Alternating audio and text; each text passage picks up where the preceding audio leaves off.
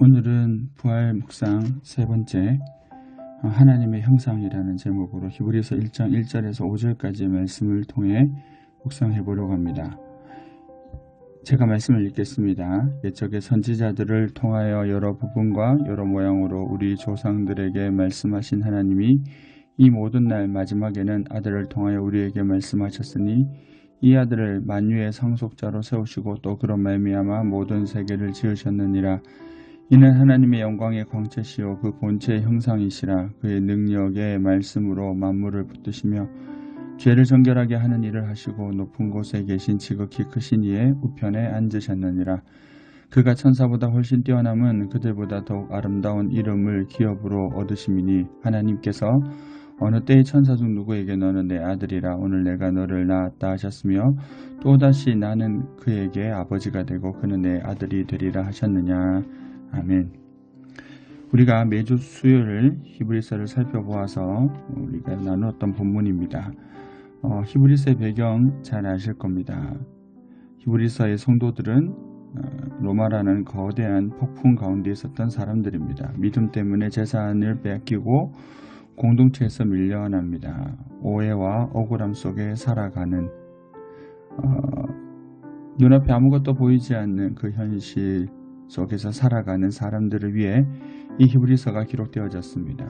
보이지 않는 보이는 세력 앞에서 위축된 자신들의 삶을 통해서 볼 때 보이지 않는 예수를 믿는 것이 무슨 소용인가 라고 하는 깊은 회의에 빠지는 상황이 들었습니다. 그들에게 닥쳐진 유혹은 다시 예전으로 돌아가거나 예수를 배반하거나 아니면 이전에 했던 방식으로 제사와 율법으로 돌아가고 싶은 마음이 턱 밑까지 차올랐을 겁니다. 그 문제 앞에서 히브리서 저자가 꺼낸 해답은 바로 예수 그리스도가 누구신가라는 겁니다. 예수님은 누구시라고 되어 있습니까? 오늘 말씀에서 제일 중요한 것이 3절입니다. 이는 하나님의 영광의 광채시요 그 본체의 형상이시라. 그의 능력의 말씀으로 만물을 붙드시며 죄를 정결하게 하는 일을 하시고 높은 곳에 계신 지극히 크신 이의 우편에 앉으셨느니라. 예수님이 누구라고 말씀합니까? 예수님은 하나님의 영광의 광채시고 영광의 빛이시며 그 본체의 형상. 다시 말해서 예수님은 하나님과 똑같은 분이다라는 겁니다. 이 형상이라고 하는 원어는 원본과 똑같은 카피본이다 이런 건데 원본과 똑같다라는 것이 핵심입니다. 예수님은 하나님과 똑같으신 분입니다. 왜 그럴까요? 그분이 하나님이시기 때문입니다. 예수님은 하나님의 마음과 성품을 우리 눈앞에 그대로 보여주시러 오신 분입니다. 예수님이 보여주신 모든 행동과 그리고 예수님의 사역과 눈물은 하나님의 사랑이 저 막역한 먼 곳에 있는 이야기가 아니라 우리 앞에 눈앞에 있는 현실이고 사실이다라는 것들을 보여주는 사건이었습니다. 세상은 그 하나님이신 그분을 하나님의 모든 것을 우리에게 보여주시는 그분을 비웃고 결국 십자가에 못 박아 죽입니다. 눈에 보이는 권력이 보이지 않는 형상으로 오신 그 예수님을 이긴 것처럼 보였습니다. 그러나 이때 일어난 사건이 부활입니다. 부활은 하나님이 온 세상을 향하여서 내놓으신 가장 확실한 증거입니다. 예수가 하나님이다. 하나님의 뜻이 승리한다. 죽음을 뚫고 다시 살아나신 이 부활 사건을 통하여 하나님은 예수님이 하나님이심을 보여주시고 확증해 주셨습니다.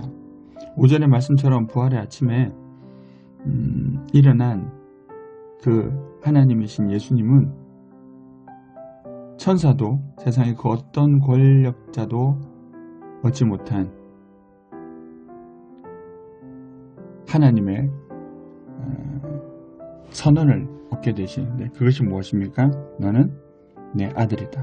나는 너에게 아버지가 된다라는 것입니다. 세상 누구에게도 하나님께서 그렇게 말씀하시지 않았습니다. 예수님은 세상이 그 어떤 권력도 가질 수 없는 힘, 다시 말해서 하나님 나라에 온 세상을 다스릴, 하나님 나라를 다스릴 통치자이심을 공식적으로 선언한 것입니다. 그것이 무엇입니까? 부활입니다. 빌립보서 2장의 말씀에 의하면 모든 이름 위에 뛰어난 이름이 되셔서 모든 무릎이 그 앞에 무릎을 꿇어야 했습니다. 그래야지 무엇을 얻을 수 있습니까? 구원입니다. 고난 속에 있던 성도들에게 필요한 것은 새로운 정보가 아니라 이미 우리가 믿고 있는 그 부활하신 주님이 지금도 여전히 눈에 보이지 않는 이 현실 속에서도 살아 계신다라고 하는 확증과 회복이었습니다. 그래서 히브리서 저자는 다시 예수님이 어떤 분이신지를 확인시켜주고 있습니다. 성도는 어떤 사람입니까?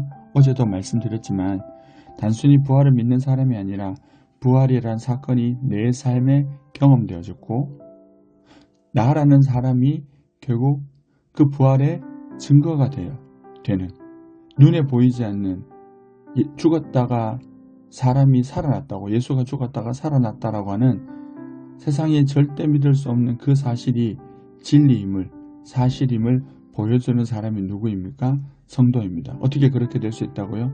그가 이미 부활하신 예수님을 경험했기 때문입니다. 세상은 부활하신 예수님을 볼 수 없기 때문에 흔들리는 세상 속에서 부활을 잡는 것은 어렵습니다. 하지만 예수를 바라보는 사람은 예수를 경험한 사람은 부활의 삶을 살고 그 부활의 삶을 사는 사람들을 통하여 세상은 부활이 그냥 전설적인 어떤 동화 같은 이야기가 아니라 사실이구나 진리라는 것을 보게 된다는 것입니다.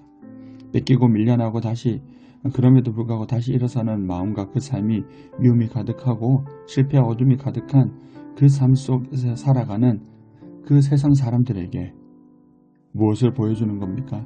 예수가 정말 살아계시는 분이시구나 라고 하는 것을 보여주는 사건이 된다는 겁니다.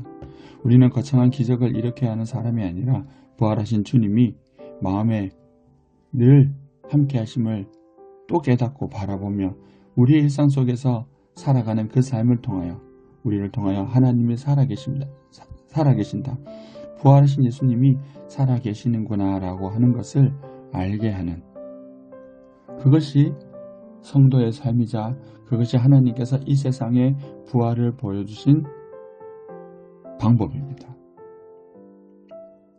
비록 우리의 삶이 작지만 오늘도 주어진 우리의 삶을 통하여 우리 속에 역사하신 그 부활하신 예수님의 삶이 모습이 우리 이웃에게 우리 동료들에게 우리 가족에게 우리 주변 사람에게 보여주어 우리를 일어서게 하신 그 주님의 능력이 그들에게도 전달되어져 다시 일어서는 용기 다시 힘을 낼 수 있는 용기 격려 위로를 나누어 줄 수 있는 그래서 부활의 삶을 나누어 줄 수 있는 그런 복된 삶을 살아가는 우리 모두가 되기를 기도합니다.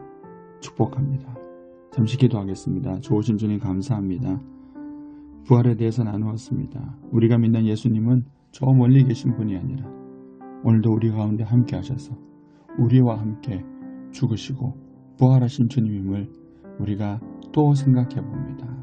연약하지만 그 부활하신 주님의 능력과 은혜가 우리 안에 있음을 믿고 우리의 삶을 통하여 이 부활의 은혜가 이웃에게도 전달되어지는 복된 부활의 증인으로서 살아가는 우리의 삶이 되도록 은혜 베풀어 주시옵소서. 감사와 찬양 올려드리며 예수님 이름으로 기도드립니다. 아멘. 묵상 질문 두 가지 해보겠습니다.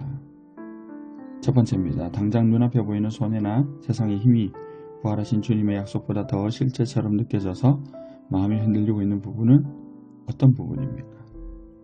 두 번째, 거창한 기적이 아니더라도 오늘 우리의 말과 작은 양보 속에서 예수님이 살아계시구나 라고 하는 것을 문득 느끼게 할 수 있다면 문득 느끼게 할 수 있는 삶이 있다면 어떤 것이 될까요?